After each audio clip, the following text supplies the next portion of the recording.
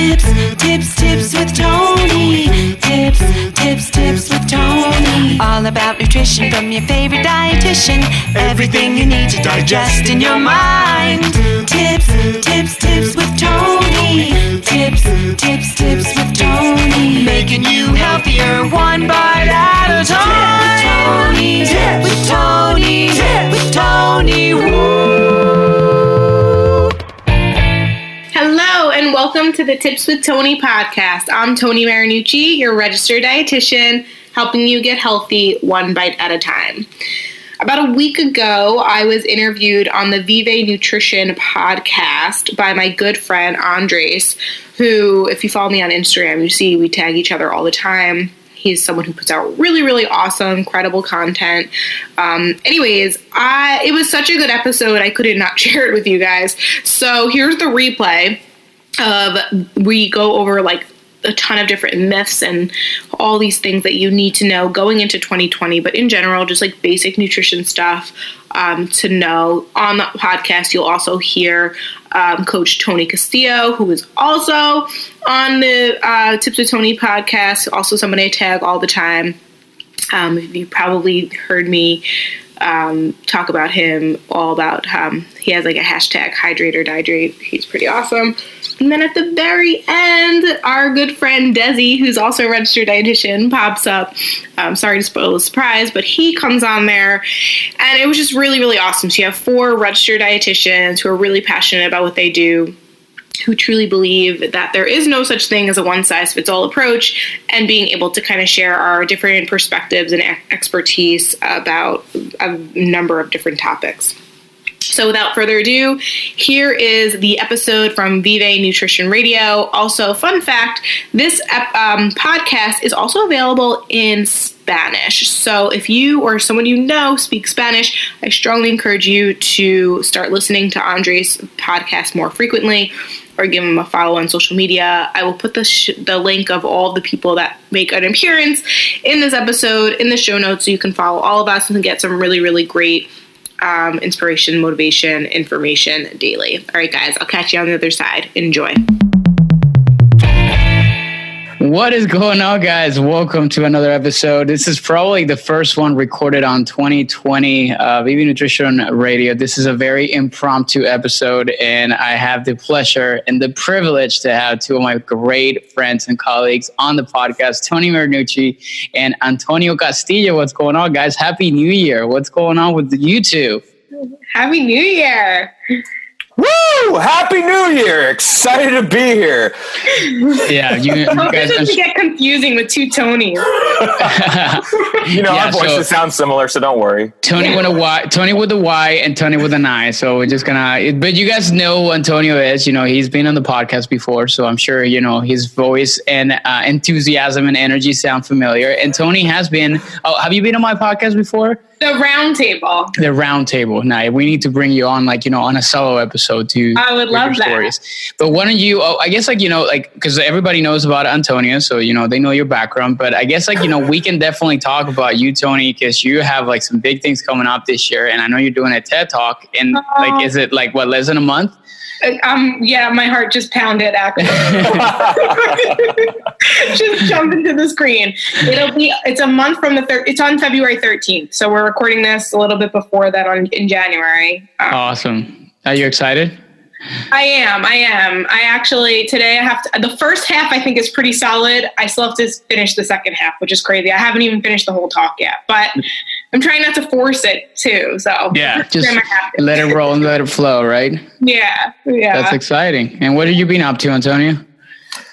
Oh, just getting over the flu, man. So just taking a lot of ginger shots, eating as many vegetables as I can, living my best life, but still dancing every day. Dancing my way into the new year, man. That's awesome, dude. And hydrating or dehydrating, right? With Captain Hydrated right next to you, huh? Only way to do it.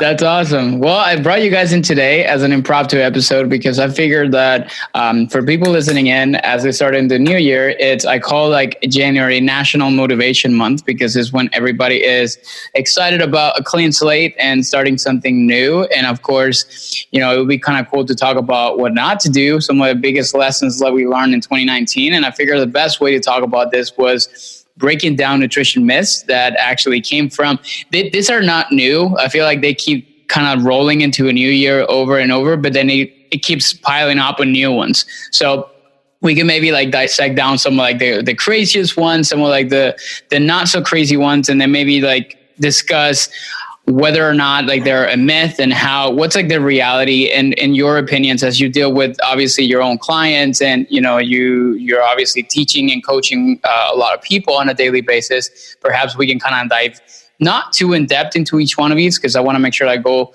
through all of them, but then it's more like the typical questions that you get asked all the time by maybe clients or people in like a social gathering on like, oh, like I need to cut out dairy, or I need to cut this out or that, or whatever it may be the case. So we're going to dissect down some of those myths, and I figured that'd be a fun topic of conversation. Sound good to you guys? Yeah. Woo! Let's do it. Awesome. All right. So let's see if you guys come up with any, and I have a few lists on here, but why don't we kind of talk about some of like the typical ones that you kind of hear all the time and see if we can kind of cross it off the list on here. Antonio, what you got, bro? Well, new year, new me, just finished drinking all night, right? So let's talk about detoxes. That's always my favorite when people hop on here and they're like, all right, it's going to be new year, new me. I'm going to start off by doing like a 3-day, 5-day, week-long juice cleanse. Yep, that's a great one. So right? Should you? Did you do one? Absolutely not. I would not do one nor recommend it. Tony Marinucci, what are your thoughts on a juice cleanse? I wouldn't either. I'm sure you've covered this before on your podcast, Andres, but I'm also sure you probably have new listeners. But our bodies naturally detoxify us as long as we feed it well, nutrition, balanced meals on a regular basis. Our liver will do its job, our kidneys will do its job, our skin, our lungs, every part of our body. As long as we treat it well regularly, it'll naturally, quote unquote, detox us. Yes, I agree. And I think that's like that's one of like the ones that I had on here on my list. And yeah, it's obviously that obsession with like, I'm going to trash my body and then I'm going to detox it. Kind of like we're just some sort of like, we are a machine. It's like perfectly, balanced machine. But at the same time, people don't really understand that we have our own kind of like our artillery and our own kind of organs. They are in charge of detoxifying the things. And that's kind of like the most important part. And now if we get more into like the science of aspect of things, like, and I'm quoting here someone like we're doing this podcast based on a great article that examine.com actually posted very recently. But one of the things here, and I quote, a 2009 investigation of 10 companies found that they couldn't name a single toxin that was eliminated by one of their 15 products, let alone prove that their products actually worked. Mm-hmm. So the truth is that, again, like a bunch of those companies that have like all this fancy products that you're going to detoxify this toxin and that toxin, they really investigated really what was that toxin that they were trying to eliminate, and they couldn't find anything. So of course, not only are you spending and wasting time on completely useless products, but at the same time, there's not really a specific toxin that your body is eliminating. Does that make sense? That's kind of crazy to think about that, because there's a lot of money to be made in that industry. It really is just making you use the bathroom. Well, not only we're not talking about Captain Hydrate. Well, and that's a really we're talking about number 2. And that's a really interesting point, because that actually goes into the safety part, because detox eyes not always necessarily safe, and now they obviously become famous because of what do you think they become famous? Because of the rapid weight loss that people experience, right? I think that's how the way I kind of see it is like, oh my God, this detox diet was amazing. I lost like 20 pounds on it. And, when in reality, what are they really doing? Cutting out a bunch of crap out of their diet, which, it's going to be a pretty common denominator in a lot of the myths that we're going to be discussing today, right? Mm-hmm. Yeah. And I think it was like on a late night talk show I saw, they like went around and they were like, hey, what does a GMO stand for? And people would just be like, so I'm sure if you went around asking people like what toxin, you could probably pull up like an Instagram influencer that says some BS toxin, but that juice cleanse that you're doing is not going to clear that body of that toxin. Yeah, I think that's agreed. So I guess that we can agree that the truth behind this myth is going to be just don't necessarily do it. Like focus on more sustainable health habits, adding a lot of like nutritious foods. There are foods that are going to help your body naturally detoxify things, including a lot more vegetables, a lot more, cruciferous, like, the veggies, and adding like more like fiber into everything, just more color overall. And I feel like that's going to be for you guys listening and thinking about doing that sort of detox that, it's going to magically going to help you achieve a specific goal, or like getting rid of all the toxins, quote unquote, from like the holidays. Just don't. I think that's not a good way to go about it. Number 1 is covered. What's number 2? Tony, you got any? I'm sure. I feel like we talk about this all the time, so I don't want to be like annoying to your listeners if they've already heard this. No, because like I feel like we say it so often, but at the same time, to hear it. People need to hear it like repeatedly, and that's I think the problem that exists. So yeah, so which one? I'll give you an example of what someone was just talking to me about earlier today. Not a client, just like a follower. And she's like, I know my problem snacking. That's what I need help with. So I said, okay, tell me what you eat in the day. And she basically described her meals where everything was like high protein, high vegetables, no carbohydrates, and she keeps snacking. So I said, is it okay if I share this with you? But I don't think the problem's snacking. I think the problem is that you're not eating enough like whole grain carbohydrates and starchy vegetables and like starches to help satisfy those cravings to limit the fact that you keep going to just snacking on anything you can get your hands on. Yeah, so that leads to myth number 2, right? Carbs are bad for you.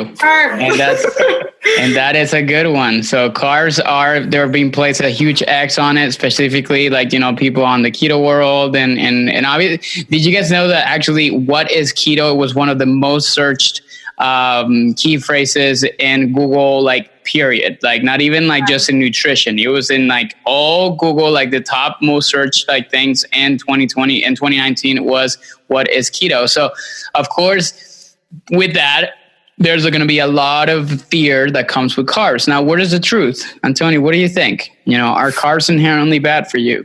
Absolutely not. I Agreed. Absolutely love carbs. And I see you sipping on a Zevia right there, staying semi-hydrated. Semi-hydrated. They gotta send you a sponsorship, man. But carbs, I absolutely love them. I actually used to be a big carb fear. I used to be scared of carbs in the sense that I didn't want them because you got rapid weight loss, right? Like, yeah. I remember once during spring break, I didn't eat carbs the whole week before the cruise just because I wanted to look good for the cruise, right? And yeah, I lost rapid weight, but as soon as I got on that cruise and had my first drink and had like a burger from the buffet, bam, got it right back.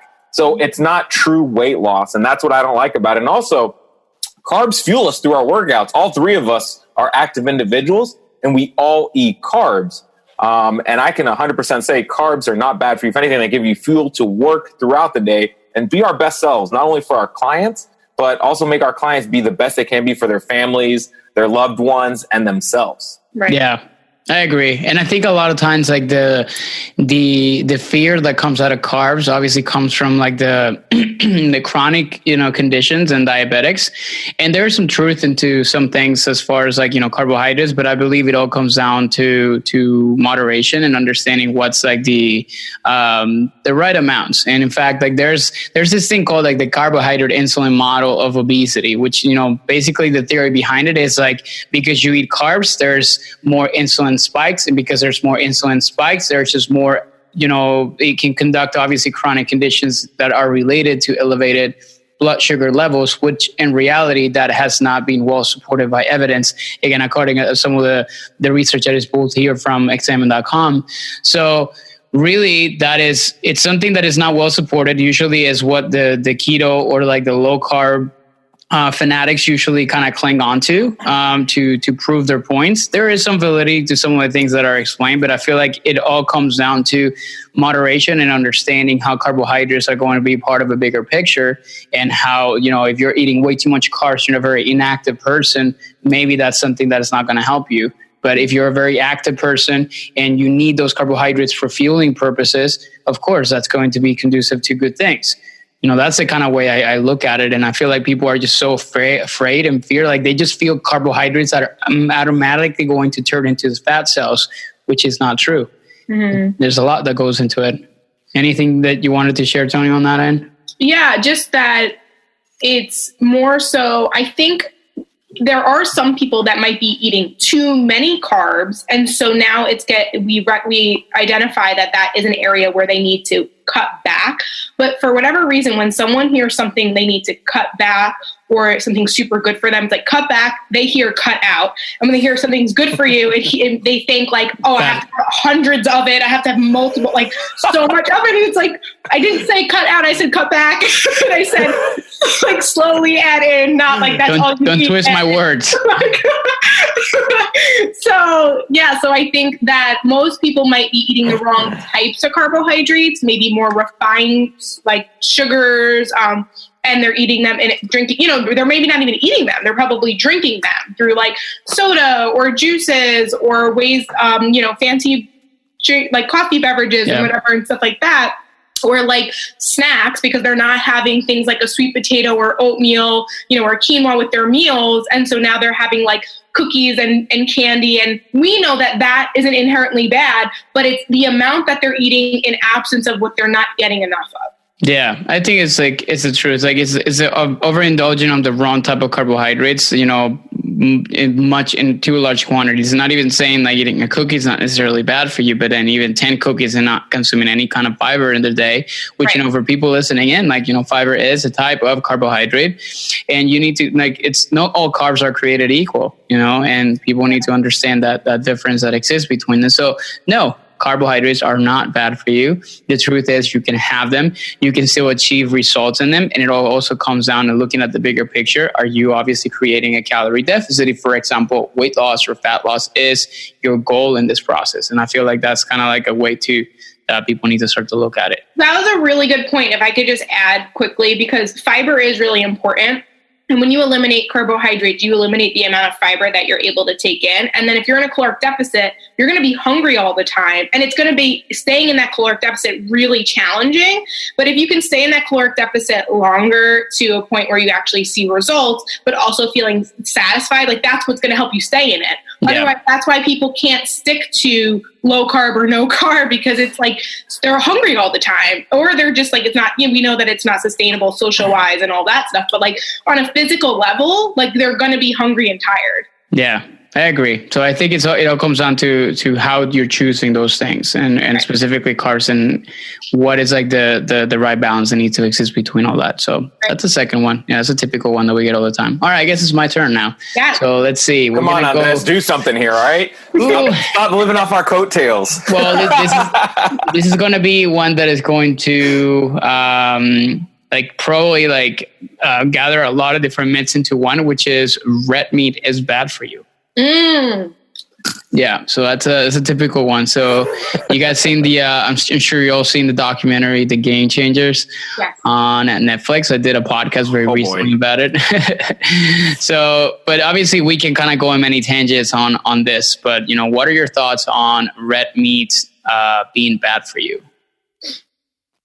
Don't everyone jump at once. I'll just say right off the bat, I think it kind of goes into the same situation with the carbs, is that sometimes people might be eating too much red meat or too much processed meat and not enough lean cuts of protein, and therefore it could contribute to their calories. It could be the fact that they're not eating enough vegetables or whole grain starches, so not enough fiber. So it's usually like multifactorial, but I think it kind of goes to show that like there's no one thing that's good or bad for you. It really has to do with like it's all encompassing. And so I think red meat just has this, and there's a whole other things of like how it's raised and all that, but that's like you said, I'm glad you did a documentary. You did a podcast episode about the documentary, because it's a lot of myths there too.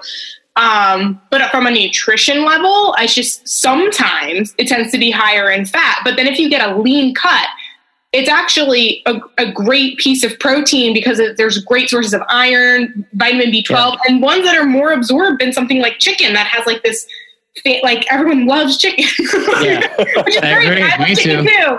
But like there's nothing wrong with having a lean cut of beef. Yeah, I agree. Antonio, what are your thoughts on this? 100% agree that red meat is amazing. If anything, I talk to my clients, especially my active ones, to get it at least twice a week because of iron. I have a lot of people that run, and that foot strike can cause you actually to use more iron in your body. So you actually need to have more than what you have. I do have some vegetarian clients and vegan clients, right? So how can we get them to get that non-heme iron, or iron that's not in red meat? So making sure they pair it with vitamin C and things like that. But I'm all about red meat. It's got, like Tony said, B12, iron. It tastes good. Get me some filet mignon. Your boy's all about it. All right. No, I agree. And I think a lot of times, like the most of like the fears that come with red meat consumption, they come out of the correlations that exist with cancer. That's one. That's, one of the main areas. And some people, obviously, I was having a conversation. I was in Miami this weekend and meeting with one of my friends, and she said, "Well, I watched a documentary, The Game Changers, and which we were talking about it." But she just said, "Yeah, true. I'm not gonna go vegan. I don't believe in everything that was said there, but I do agree that I do want to like cut out red meat a little bit because I was consuming too much, and there's nothing wrong with that." Right. And she said, well, I started cutting it out and I actually felt a little bit better. So how do you combat some of those like things? Like, so if it's making you feel better, does it mean that it was bad for you? Not necessarily, but my response was like, well, it probably wasn't related to the fact that maybe you were consuming way too many calories because you were consuming way too much meat. Yes, red meat will have more calories than, for example, a piece of chicken or a piece of fish. So there's like obviously other side things that come along you consuming like a lot of red meat, but it's not necessarily because the red meat itself. And I think that, again, like a lot of that fear that comes of like cancer is like, caused by consumption of red meat. That has been obviously like, there's a lot of research that's shown it doesn't really mean like red meat consumption equals to cancer. There are compounds and like, processed and cooked meats, specifically, and I quote in here, one of the ones that they have it, they call it PAH, which, it stands for polyaromatic hydrocarbons, which are found in smoked meats, whatever that means. And basically they have been shown to damage certain parts and certain components of your cell. But, the thing about that is like, consumption in, a lot of, huge amounts, obviously, that is not something that you normally do, unless obviously you have, if you have a moderate consumption of red meat, you exercise regularly, you eat your fruits and vegetables, you do all the right things, you can consume, like you said, Tony, like, 1 to 2 servings of red meat per week. And there's absolutely nothing wrong with that. Mm-hmm. And, I think that's like part of it that most people need to take away from this. Yeah, well, also too, just to kind of back off that, like even just using your grill, or I don't want to like make people be afraid to use your grill, but like when you're barbecuing, that is helping. What is that? It's carcinogenic, to be honest. Yeah. It actually is. So like, but we know that also, not for nothing, what do you put in your hair? What lotions do you use? Like there's when you walk around in the air, the pollution, like there's certain things that we can't, if we obsess over that, the stress of that will bring us to having cancer. So it's like, there's the reasons why we have to have a protection, and the protection is eating vegetables, is walking, is sleeping, is stress management, because there's not one thing. So, and it's not also like, it have to be the quantity, going back to the quantity. Yeah, I agree. Yeah, so I think, you don't, going into 2020, you don't have to cut out your red meat. Then you're going to have the people that are going to be on the side of like, well, but because of sustainability and because of like, the environment. And I think we're not going to go down that path too much. I'm actually going to bring in on a podcast. Her name is Diana. She is, I think she has an account called Sustainable Dish. And she talks about how red meat consumption is not the problem, the environment. It's obviously about farming practices and all kinds of stuff like that. But, that'll be a subject for another conversation. But just because you eat, red meat doesn't mean that you're actually not helping the environment. There's a lot more that goes into that. So I think that's going to be a key thing. We have another myth in here, which is going to be eating too often will boost your metabolism. That is another big one that we get all the time in 2019. Thoughts, arguments, opinions. What do you got? Not at all at once. Again, we're 2 for 2 on everyone jumping in on this. Tony, you want to go first? I would like to give it to. It's more about the whole thing with meal frequency. That you have to eat every 2 to 3 hours a day to be able to. Metabolism. It basically brings you to the point of like, some people when they eat more frequently they tend to not overeat, whereas other people they eat more frequently and they actually do overeat. Yeah. So it's nothing to do with the metabolism. It's some strategies that's more of an effective method for some, and for others not so much. So it depends on the goal. So obviously, if someone's trying to speed up their metabolism, I'm just going to assume they're trying to lose weight. It really does go back to that caloric deficit. Obviously, the way in which you achieve that caloric deficit actually matters, like we just discussed, like balancing your macronutrients. And then some people do well with like small frequent meals, and some people do better with just like 3 large meals or 2 meals and like a snack or whatever it is. Like that's what's so cool about nutrition, is you can make it individualized to you. Yeah. It's a personal preference thing, right? Yeah. I will say that like, I do work with a lot of people who have issues with bowel movements. And when they do start their day with breakfast, they tend to have more normal bowel movements. So you could argue that like it is speeding up the metabolism a little bit, but that's just eating itself. Like it doesn't necessarily mean that it's because they have frequent meals, but that is one observation I've had with like a few people over the years. Gotcha. I agree. You got to find what works for the people you work with. I'm a big proponent of having people eat every 3 to 4 hours, but not because their metabolism is kicked up. It's because research shows that it's going to keep muscle preservation on. So there's like a light switch in your body that turns on every 3 to 4 hours. And that's something we educate our clients on. So if that's something that can fit in their schedule and that will work, then let's go. If not, I know Andres is a big fan of fasting. There's his smile. There it is. Thanks for showing some teeth, baby. I knew you were gonna go there.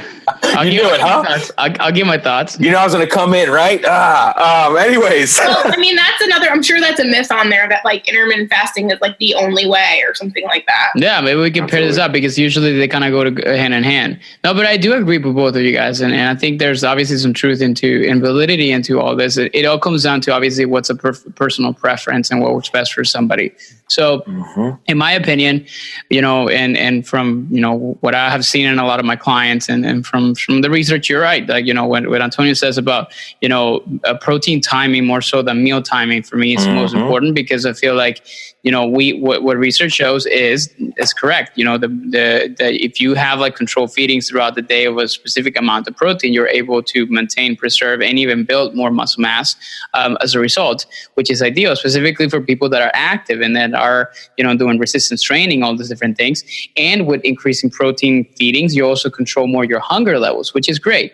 Now, it all comes down to preference, because when somebody comes to me and says, I just don't feel hungry in the morning, in the past, I would just force them and say, eat breakfast, try to have breakfast. And sometimes it worked out well, but now I try not to do that. And I do think that breakfast has a very important aspect of things. But then at the same time, if I see that this person is not really overeating the rest of the day, it creates a very unhealthy balance in what he's consuming. And he just needs to fix that. But he just doesn't really have a huge appetite in the morning.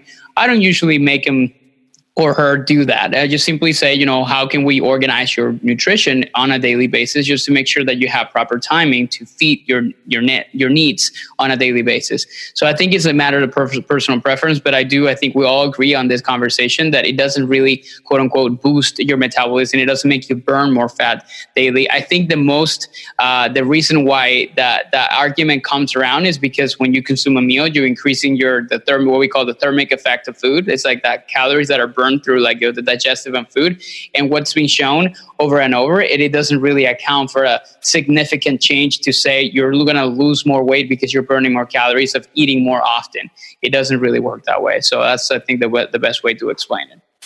And one of the things that I talk about with my clients when it comes to like doing the fasting part of it is just, what is your diet history? So personally, I used to be a big binge eater. So I would just sit and eat and eat and eat. So when I did intermittent fasting, I would literally time it until that like minute, and then I would just eat as much as possible. Like I would have like a whole pizza. I'd have like a burrito lined up after that. Then I'd have a burger and fries, and then I would feel super guilty and not do it the correct way. So finding someone that can kind of guide you if that's what you're going to do, but also knowing your diet history, because one of my clients I just signed on is like, oh, let's talk about fasting. And I'm like, tell me about your diet history. And he told me he knows he would go and binge eat. I'm like, then we should probably not do intermittent fasting, because that's just going to, trigger and get you back on the old track. And that's not going to help us in the long term. Yeah. I agree, and I think that obviously it's a very personal thing, and as long as like you educate the person, or for you guys listening, any of you, this is you, and you're trying to consider, well, I should do fasting, or I should do this, or should I be consuming food every 2 to 3 hours? Like maybe this is something that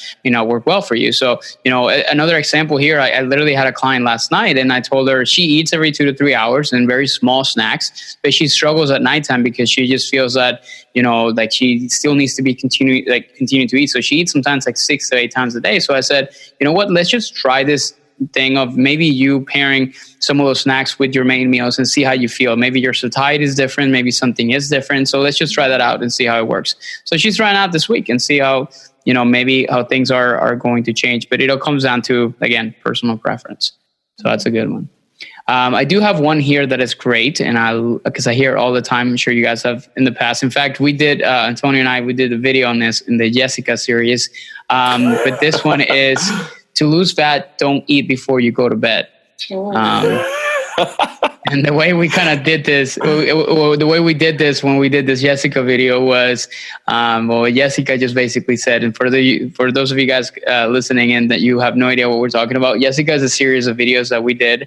Jessica is my alter ego girlfriend. And she is a Latina who just kind of believes everything that is said by, the abuelitas and all that kind of stuff. And but basically one of the series that we did was on eating too late at nighttime, that if you eat anything past 7, that's going to be turned immediately into fat.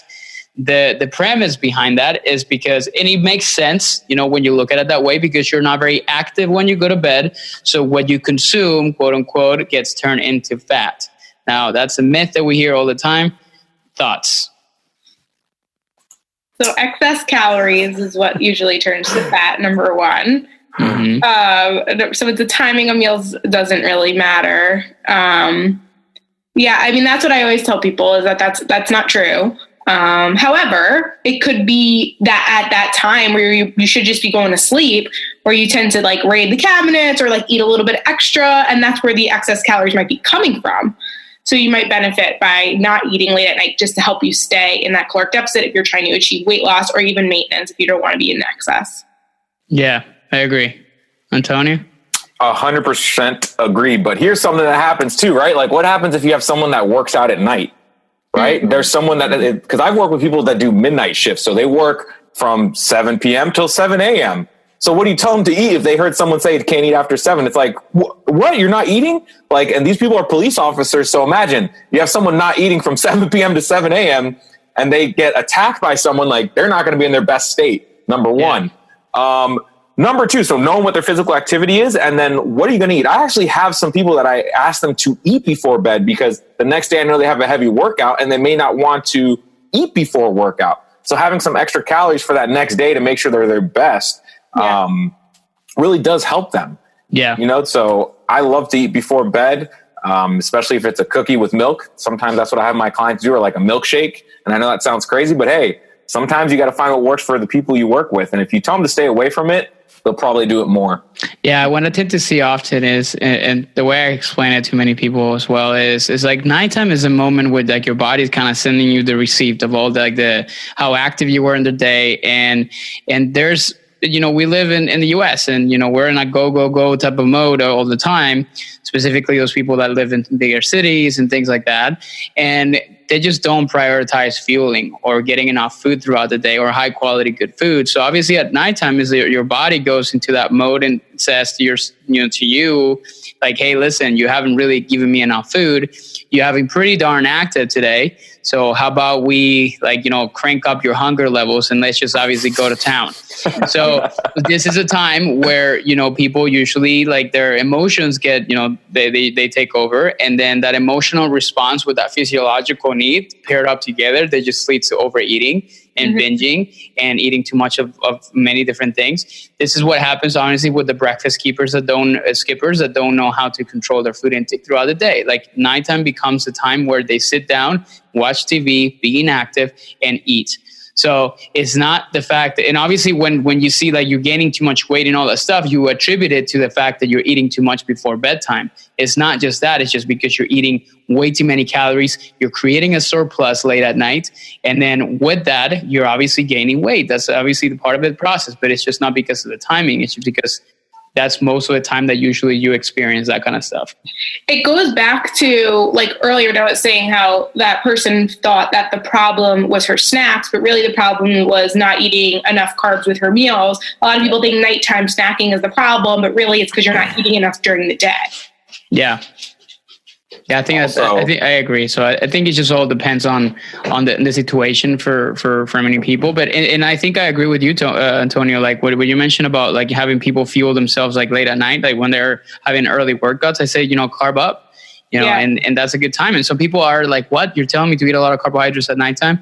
So there is a not truth behind this, but obviously when you load up on carbohydrates and obviously you load up your glycogen stores, your body's obviously going to go for that first, like obviously for your glycogen stores before going into like using fat as like, or oxidizing fat as the main source of fuel. So the truth, there is like some truth as far as that. However, the problem is people tend to or not see like, okay, are you truly in a calorie deficit? And that's a part of it people don't really understand because they just fail to see what that even means. Mm-hmm. So that's why me as a macro-based coach, that's a part of it that I try to, help my clients create awareness around that. Like, Antonio as a behavioral based coach is more about going to be, and I think you do some of this stuff too, Tony. It's more about how do you organize your food to create that deficit without necessarily counting anything, but just kind of like going by your own hunger cues to allow your body to really kind of listen to itself and make the proper decisions to create it.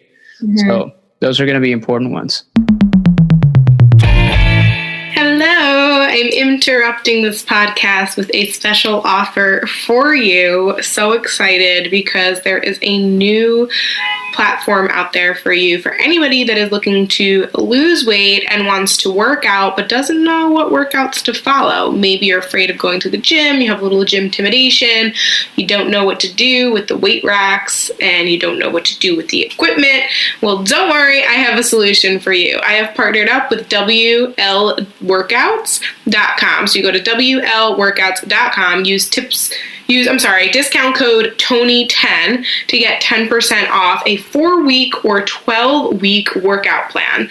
And it comes with a whole guide as well as YouTube videos to show you how to use the equipment. It's mostly strength training. So if you're new to weights, particularly for the ladies, I would strongly encourage it. It's a great jumpstart for the year.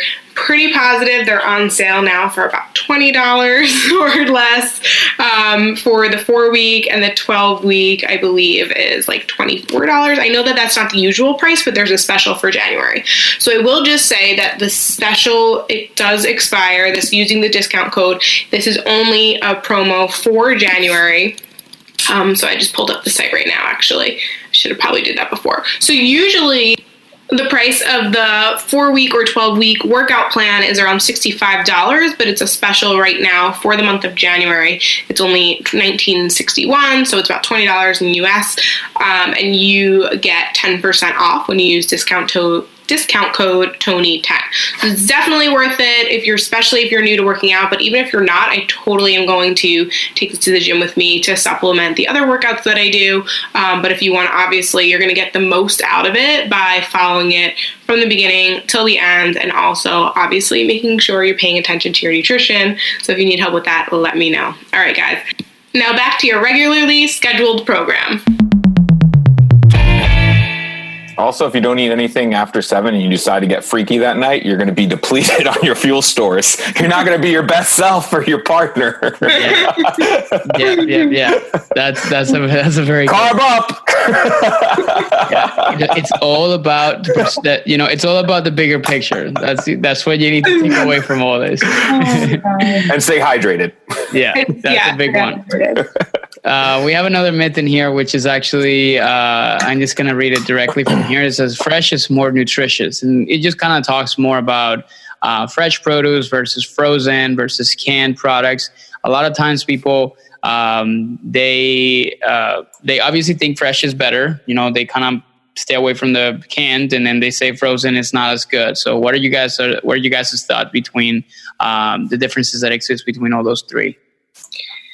Well, I mean, with that belief, what ends up happening is then people don't buy vegetables because they don't have time to cook them or prepare them. And then they go for convenience items, like chips and whatever, and like all the things, like ordering in and whatever.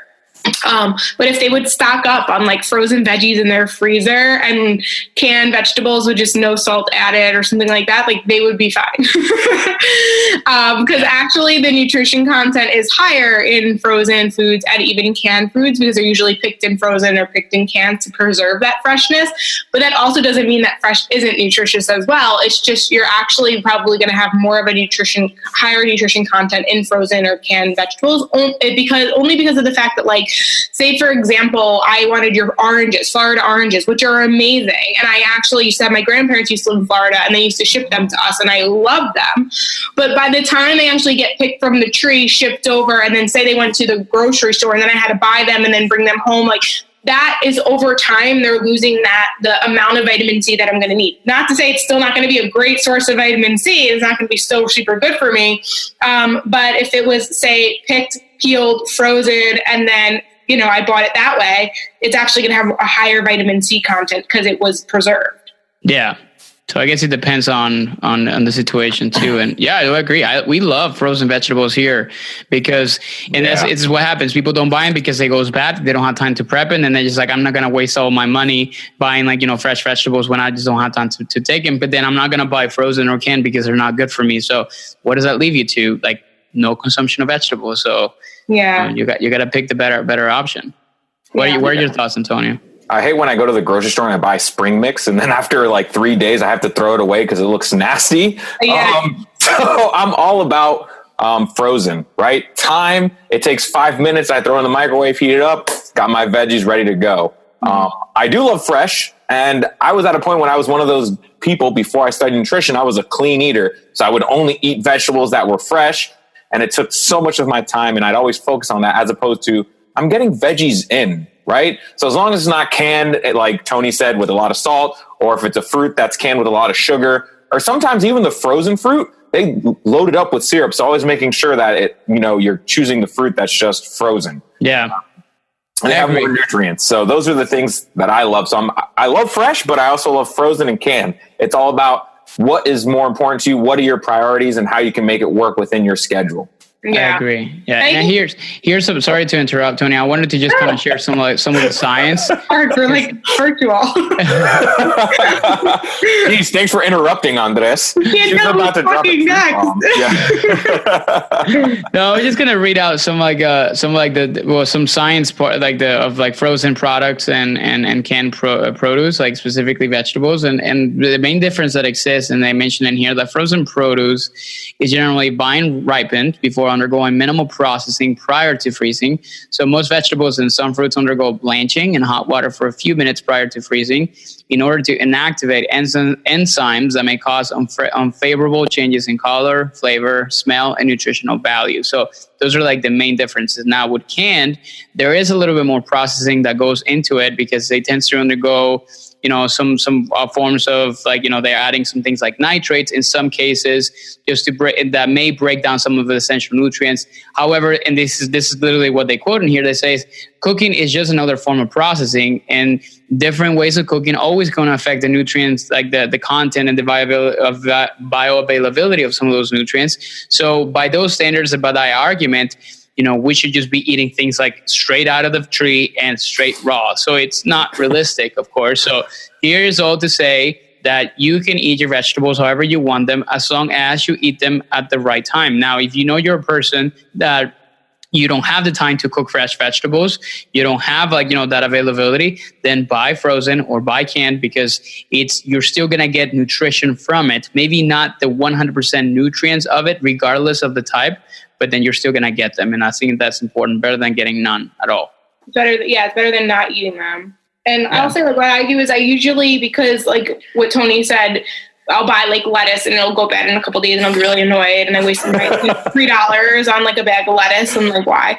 So what I tend to do is I actually will get enough to last for a few days, and then I'll stock up on frozen vegetables to like take me through the rest of the week. So I don't have to like, I just cook vegetables, get me through a couple of days each week. And then at the end of the week, I resort to my freezer. Yeah. That's a good way to put it. Yeah. So I think that's obviously, again, it's a myth. You don't necessarily have to, pick only fresh. You can do frozen, you can do canned, as long as what works best for you as far as preparation, and as long as you consume it. I think that's a bigger part of it too. Can I go on to the next myth? Yes. No, Tony. Geez, Please. what does this look like? It has to be organic. Okay, that's a good one. So obviously building up on the previous one of obviously like the freshness of the products, let's talk about organic. So what are your thoughts? Well, does anyone want to take it? Well, I thought it was funny because I was talking to someone about this the other day. They're like, it's organic. It should actually be cheaper because they don't have to buy the chemicals for anything. And they're literally just sprouting it and letting it be, as opposed to actually taking care of it. So shouldn't it be cheaper? So number one, why is it more expensive if you're not spending all this extra money, like trying to take care of it, right? Like you're not adding any of the GMOs, genetically modified organisms. However, I just buy whatever. If you can get organic, great for you, but it's not going to make you reach your goals quicker. It's not going to make you the healthiest person in the world. At least that's just my stance on it. Just especially when it comes to veggies, just go after and get your veggies, whatever it may be. Yeah. And I think it comes down to that term clean eating and obviously picking things that are organic because they're quote unquote cleaner. Now there are like the biggest like reason why many people go for organic products, particularly vegetables and fruit, is because of the fact that they use pesticides and things like that in their crops when they're growing them. Now, here's the thing: in order for pesticides and some of those things are a necessary evil when it comes down to growing crops, because that's the way that we are. We're able to be fed, and we have like produce and grocery stores. Now, some of those pesticides are considered like natural and some of them are just not. Now, there are going to be some chemicals in that, but at the same time, usually they're not like, the research is clear that it's not necessarily something that is like necessarily harmful. It's not something that is going to be depriving you of your achieving your goals, like Antonio said. And I don't personally buy organic. There are some things like, I think that there's like, they call it like the dirty dozen and like the clean 10 or something like that. Again, those are like the products or like the vegetables and fruit that have the most amount of pesticide residue on top of them. That's another big too. Like if you're just too worried about buying and getting pesticides in your food, just peel the freaking fruit, for example, if you're getting fruit.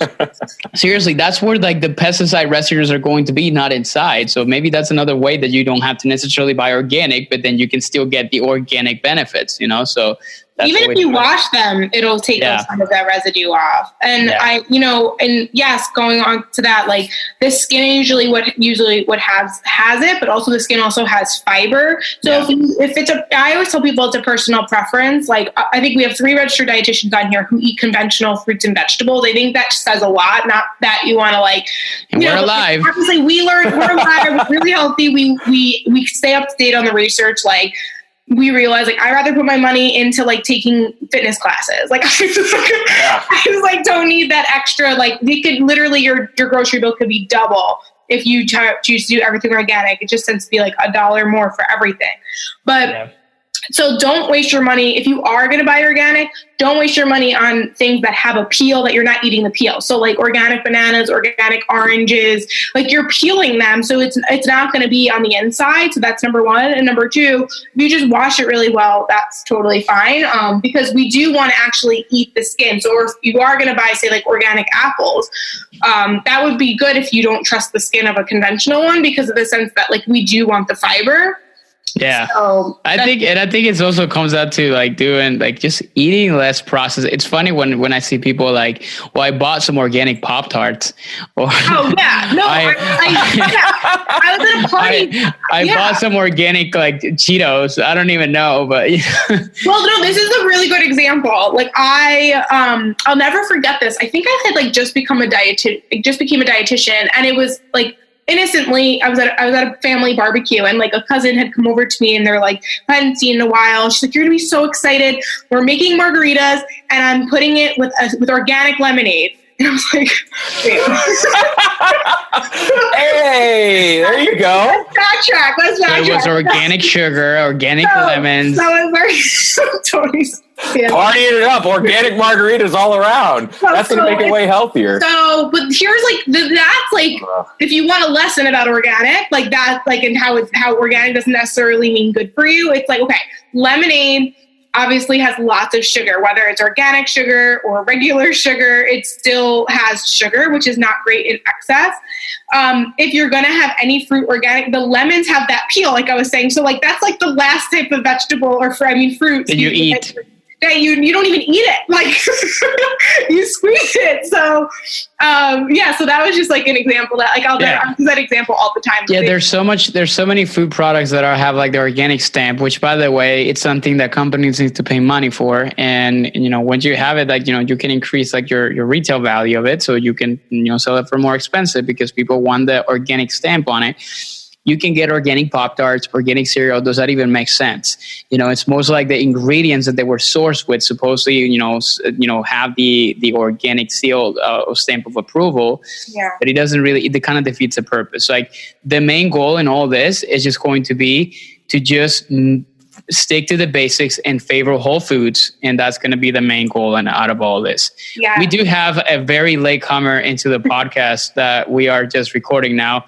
His name is Desi, and he's an asshole for coming in so late. No, I'm just kidding, bro. Thanks for showing up, bud. Dude, I don't like in the text group. He's like, did anyone say mustard? 4 hours later. You're not going to make it to the show notes. I'm sorry. Damn it. Well, but welcome to the show, Desi. Desi is a dietitian out of Arizona. He has a big movement to helping dads improve their self-confidence and crushing their goals. Desi, welcome to the show. You've been here before, man. What's going on? What's up, man? I'm so sad that I'm so late, but so happy that I'm on this wonderful podcast, having combos with my favorite people in the whole wide motherfucking world. Absolutely, man. You're going to be enjoying the last, the 30 seconds of it, so no worries. Dude, Desi, if I were you, I'd have put in my plug immediately, been like, find me at Fit Dad's coach, since he's not going to put me in the show notes. Meta Purpose Nutrition. Plug it in. I'll see you guys later. Thanks for having me. Bye. I'm gonna edit that out. No, just kidding, dude. But I love you guys. I'm sorry. Jeez. Anyways, no, it's all good, bro. Thank you so much for coming in. We have been talking about nutrition myths, and we're just having a fun conversation and make it we're recording this whole thing into a podcast. So but anyway, so good. So I think we can probably agree that the truth behind organic is just that we don't have to get it. If you have the money to afford it, sure, just go by all means, but it's not necessary. So I think that's important. I do have one that I wanted to share here that I get all the time. And I know you guys work with a lot of active individuals. Which is, what was it? Like I lost it. Okay. To lose fat, you have to do cardio on an empty stomach, or you had to do like the quote unquote fasted cardio. So what are your thoughts on this? Desi, happy for you to join us. How about you start us off on? Yeah, maybe you could say something, Desi. You can contribute to something. Hey, here we go. I'm going to drop fire. Dude, this one pisses me off because if we're looking at performance just in general. I really feel, Des. Yeah, exactly. We're looking at performance just in general. Obviously, we're looking at sports performance. So none of that says fasting right before. And for me, it's one of the big emphasis that I try to make sure that I coach people through. And, even just athletes that are asking questions is first, like, what is working for you? And second, if we're looking at overall fat loss, then we're looking at calorie, reduction. We're looking at over time, what do your behaviors look like consistently? So this one right here, it's not my favorite. That's why I literally just kind of got pissed off. Yeah, absolutely. No, that's a good one. Who else wants to share something on this end? I used to do it. I used to think it was like my go-to. I'm not a fan of it. I started to eat, and most of my clients, I try to have them eat something before workout, and they tell me they feel 1,000 times better. And they still meet their fat loss goal, whatever that looks like. And I try to have them have some piece of fruit, a piece of toast, some sort of carbohydrate source to give them that energy. Kind of going back to skipping breakfast, right? Like we were talking about fasting and all that fun stuff. If they're just someone who doesn't want to eat before workout, then we spoke about it, just have some carbs at night. But if you like to eat and you feel a difference, then we would all probably highly suggest eat something, right? Yeah. Yeah. Tony? I mean, food is fuel. So it gives you energy. I think it's all about, and this is a little bit more in depth, and which is why working with a coach is so helpful, but it's all about like timing and amount and what you have before and all of that. But, I know some people tend to get a little bit sick or nauseous if they eat before they work out, so they feel better on it, but it goes back to what works for you. I know personally, I would be able to maybe get through like something quick, but like a quick workout. But if it's anything like I'm taking like a long, 1 hour class, I'm going to have a much better workout. I'm going to be in better mood. I'm going to have more energy. I'm going to hit more PRs.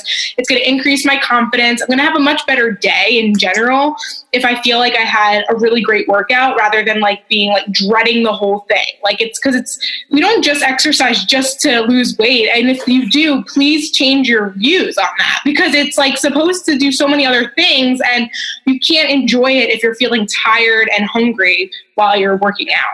Yeah, I agree. And now if we start to look at more from like the scientific standpoint, like it's like Desi was saying, if you achieve a state of calorie deficit. So here's my thoughts on it. Like I personally, when we talk about, if I talk about specifically what works for me, I love to work out in a fasted state. I feel lighter and I feel better for specific types of workouts in which I'm not really exerting myself too much. Let's say, maybe like a CrossFit workout where I'm not lifting too heavy weights. Maybe for some people listening, and a lot of people that listen to this podcast are CrossFitters.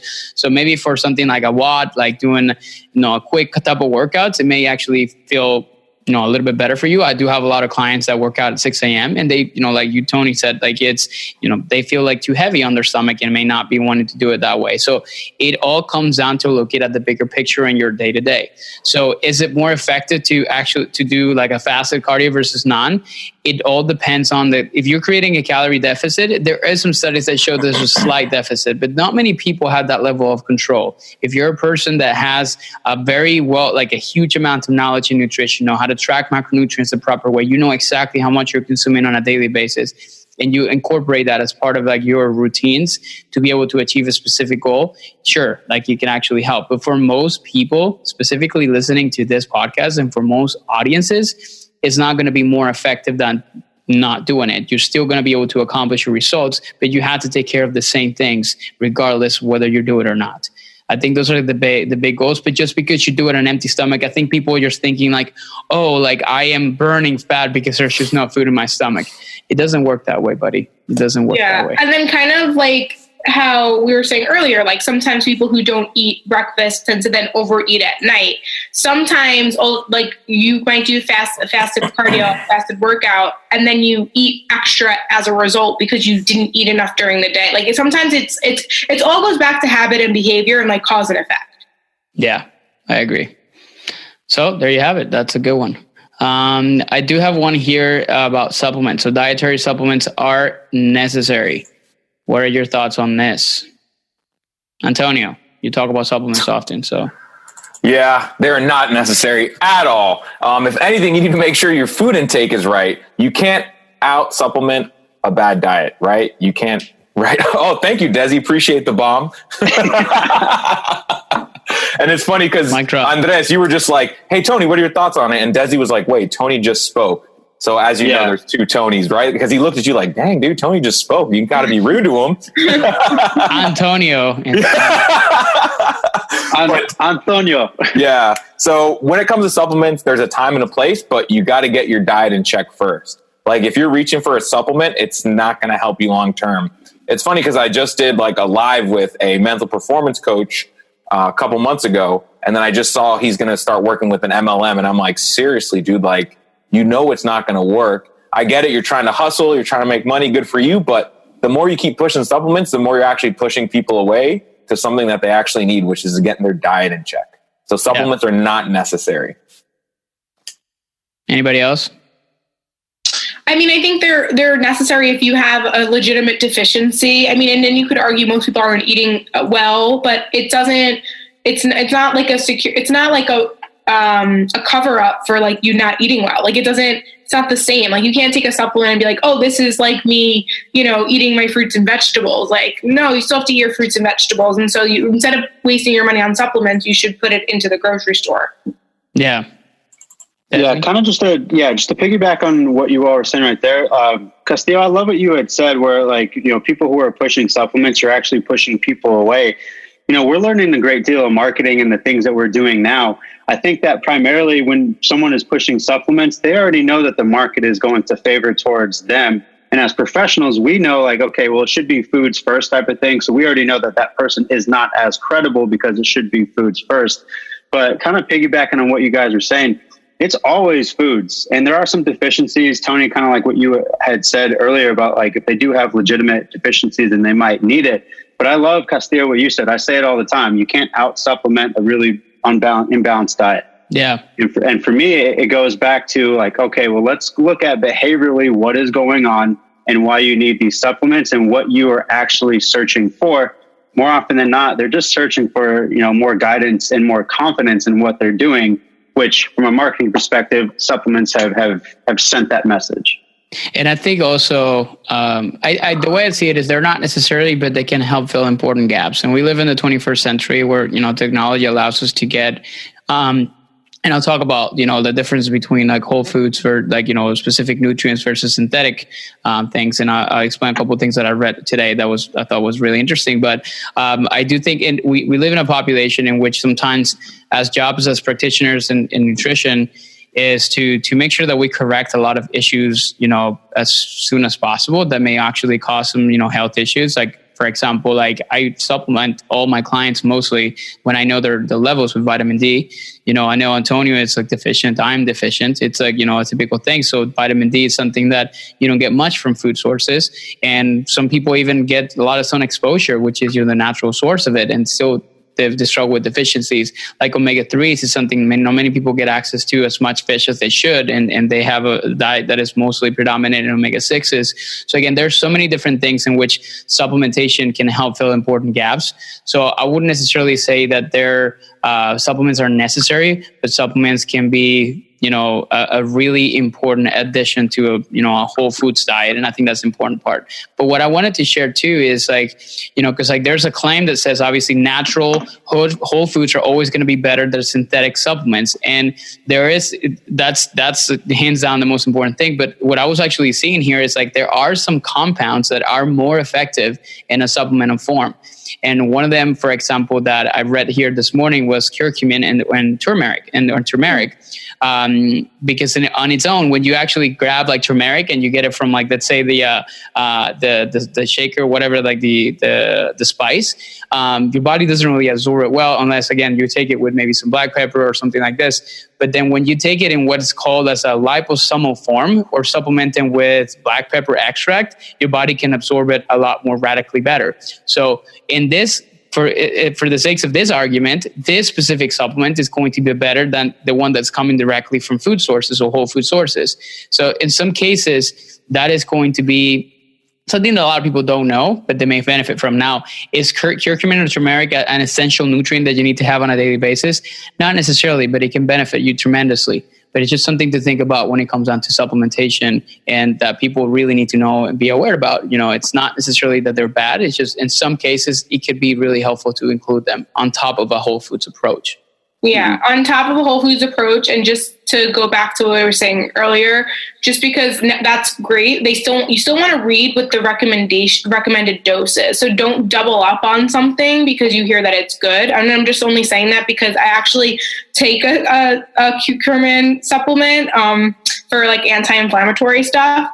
And I didn't know this, not that I did it, but another dietitian I was working with, she like helped me. She's like, just be mindful because like if you have double the dose, you'll probably end up getting heartburn. Like random thing. Like I didn't know. I was like, yeah.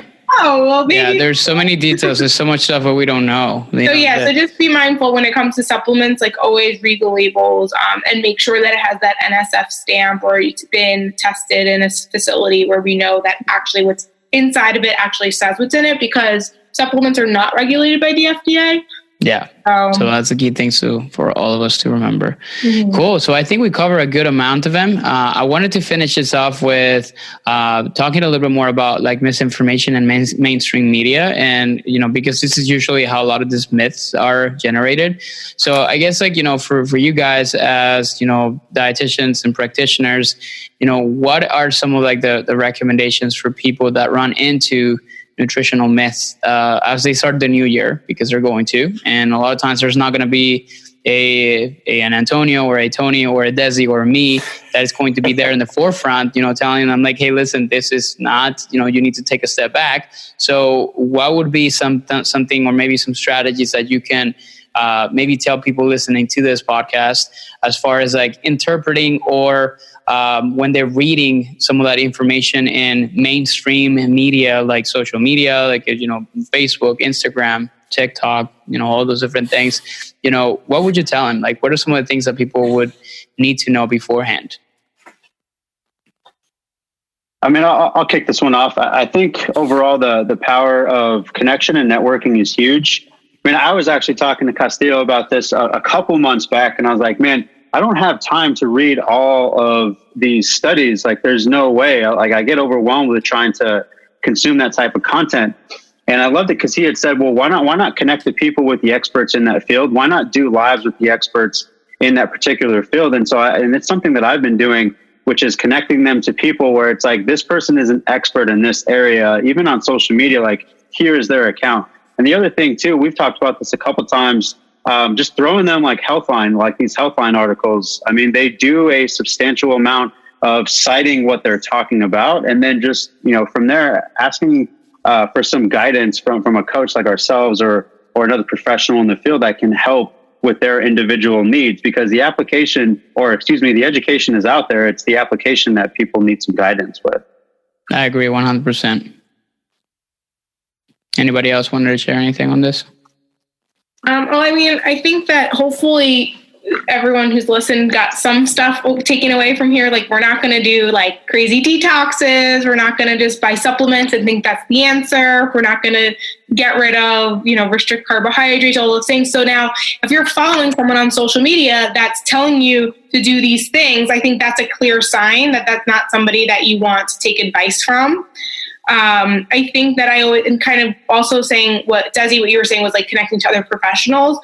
I think personally, if you really vibe with someone and you read through their content and they seem like they are genuine, they want what's best for you, like they're not just like, here, buy my shake, like, and just like DM you, like, like I think that's good. If you can see yourself like, if this person, like you have a connection with them, like that's something I think that says a lot. I think that's going to help you to take better advice from someone when you feel like you can actually talk to them and it's not just like here, buy this. Yeah. Tonio? Repeat what they said. Ditto. Just loving it all. And I mean, there's not much else to say because...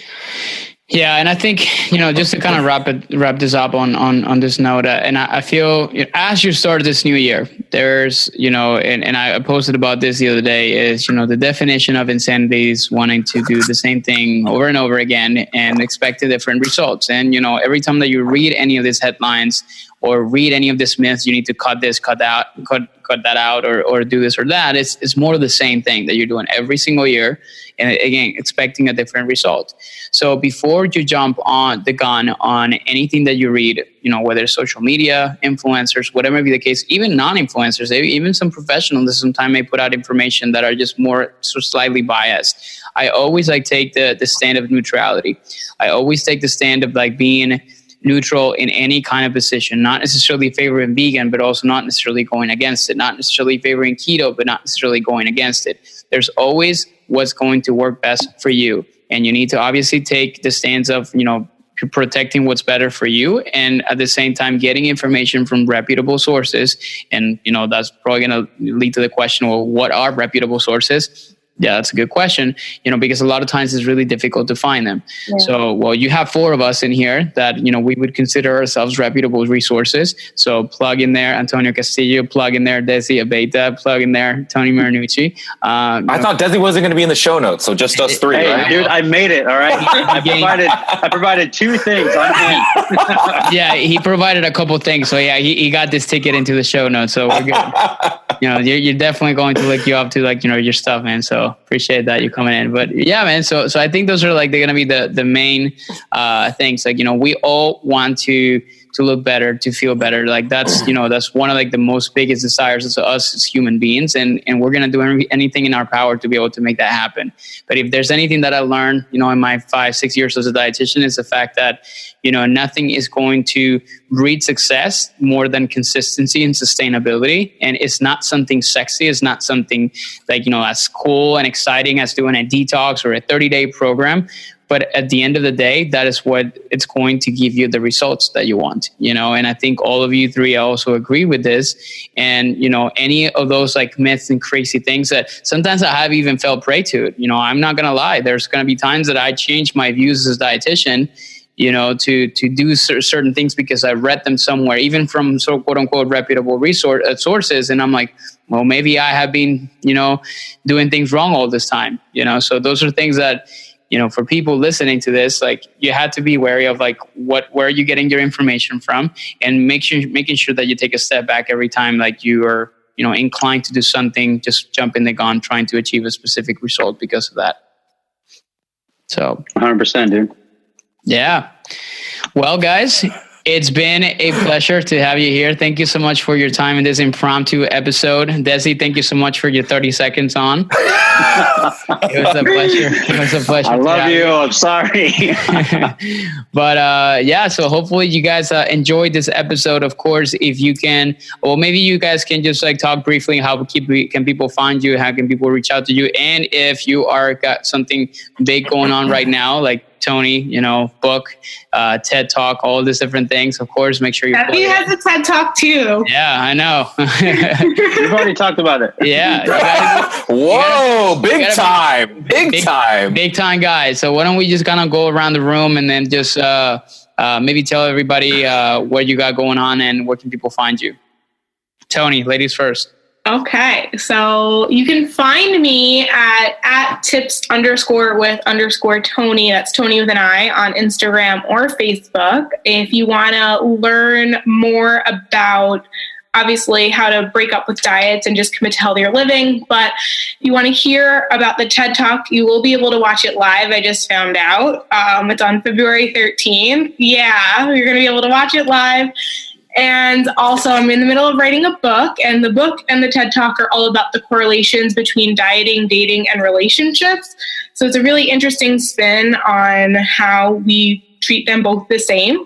And I'll just give you a sneak little peek of how I'll tell you I'm a nutrition expert, but I'm not a dating expert. However, there's lots of trial and error. I think I figured it out. I'm so good at to talk about my story, and that's what I'm also writing a book. That's what the book's going to be about too. So. Awesome. Well, we'll definitely make sure that we add all those links and even the how to watch this thing live. I'm just going to put the link in my Instagram. There you go. Awesome. Yeah. Well, make sure you guys give a follow to Tony in there. Antonio, other Tony in here. What is up? Yeah. At coach_Tony Castillo on Instagram. You can find me on my Facebook group, Team NFP. N for nutrition, M for 4, and the P for performance. What do I got going on? 2020, just another great year. I'm going to bring some more Captain Hydrate. If you haven't already, go check out the video series. It's just how to stay hydrated, some simple misconceptions you may have on how hydration affects your performance. And the last one was with my arch nemesis, Mr. Dihydrate, and how alcohol affects your performance. So, and there's also Jessica, which I do with Andres, which I just figured out. He's doing the same thing over and over again. So I know I eat before I go to his house since he does fasting. So I always go expecting all right, we're going to eat something that GB made. And I'm just starving. And I have to film Jessica just dehydrated and hungry. So thank you, Andres. Now I know to eat before. So Fine is doing some Jessica as well. Awesome. Great. Good to know. Desi. Absolutely. So on IG at Okay, that's enough. Coach. I'm just kidding. And you don't get the rest. Dad Nutrition Expert. You can find me also in my Facebook group, Men of Purpose Nutrition. We're just a bunch of men really trying to uphold one another and see each other win. Big projects I got coming up. This 2020 is in March. I'll be speaking at South by Southwest. Ooh, nice. Top title is Today's Dad, Disconnected Until Purposeful. So Nice. I'm super excited to be able to launch that. It's going to be a lot about my story and my father. And so it's going to be a lot of hard work. But my big thing is if you're sharing, then you're being courageous. So let's go. Awesome. Well, thank you guys so much. We'll make sure we add the links, including yours, Desi, on the show notes, so you guys can maybe connect and hopefully you found this podcast helpful. If you did, make sure you leave us a review so we show up a little bit more on search bars and things like that, and you can hear from evidence-based practitioners, registered dietitians, and nutrition experts here on VV Nutrition Radio. Thank you guys so much for your time, and I will see you guys in the next one. Everything that he just said. I hope you guys enjoyed that as much as I did. If you're not already subscribed to the Tips with Tony podcast, please subscribe. It allows other people to find it, but more importantly, it will notify you every Monday and every Wednesday when a new episode comes out. If you have any questions, comments, or suggestions for future episodes, email me tipswithtony@gmail.com. All right, guys, hope to talk to you soon. Bye-bye.